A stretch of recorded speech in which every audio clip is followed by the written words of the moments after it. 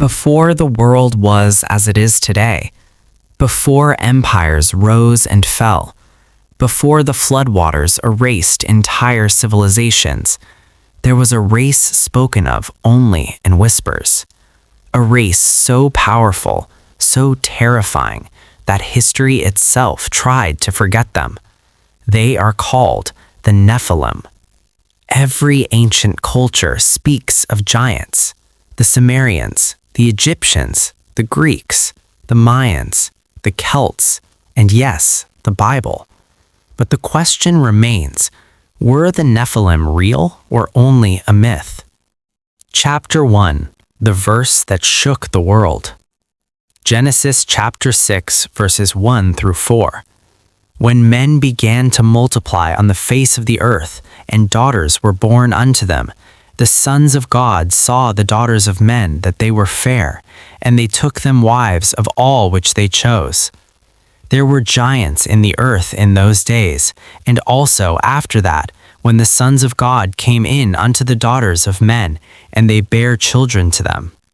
This is the first and most dangerous verse in the Bible, because it implies something unthinkable, that heavenly beings came down and mated with human women, and the result were the Nephilim. Chapter 2. What does Nephilim mean? The word Nephilim comes from the Hebrew root nephal, meaning to fall, so they were the fallen ones. Not simply giants, not just tall men, but something otherworldly. They were not born from earth alone, but from heaven and earth combined. Chapter 3. The Watchers. The Book of Enoch expounds on Genesis. It says 200 angels called the Watchers descended on Mount Hermon. Their leader was Semja. They made a pact, they swore an oath. They would leave heaven, take human wives, and create a new race. Chapter 4. Birth of the Giants. The children born were not normal. They grew faster, stronger, larger.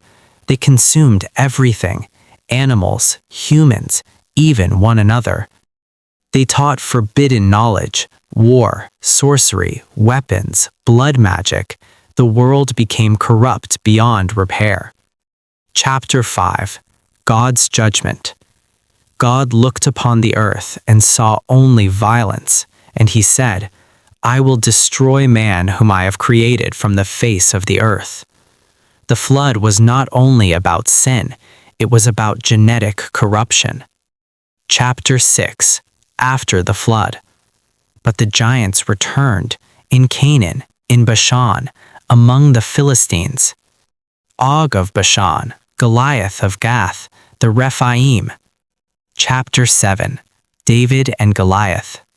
Goliath was over 9 feet tall. His armor weighed more than a man.